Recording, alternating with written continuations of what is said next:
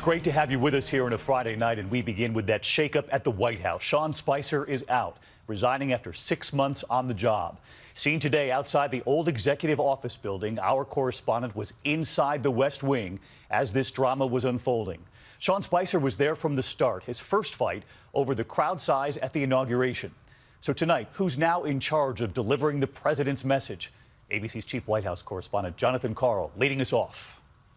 Today, just 6 months into the job, President Trump's embattled press secretary called it quits. Sean Spicer's brief tenure got off to a bad start.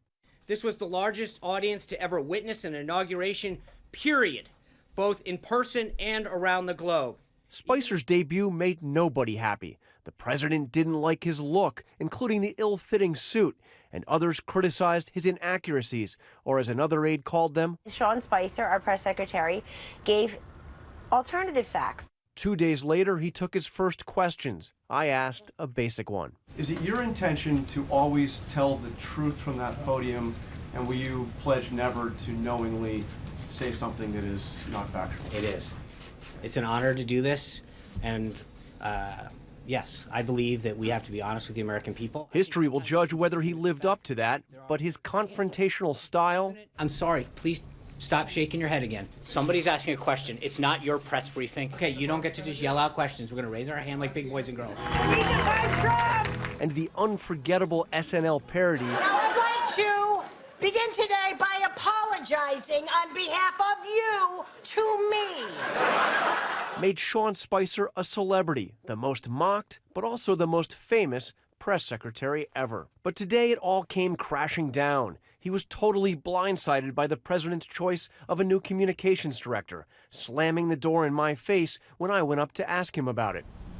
Hours later, as Spicer slipped out of the West Wing, the all-smiles appearance of the new hire, Anthony Scaramucci, setting an entirely different tone. I'm going to get to everybody, don't worry. He's a wealthy financier, friend of the president, but in the early days of the campaign, he called Trump a hack politician, and worse. I'll tell you who he's going to be president of. You can tell Donald I said this, the Queens County Bullies Association.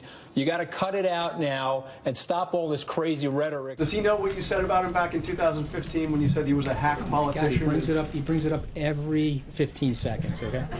One of the biggest mistakes that I made, because I was an unexperienced person in the world of politics, I was supporting another candidate, I should have never said that about him. So, Mr. President, if you're listening, I personally apologize for the 50th time for saying that. And we asked the same question we asked Sean Spicer back in January. There's been a question about credibility, some things that have been said in this room. Is it your commitment to the best of your ability, give accurate information, the truth from that podium?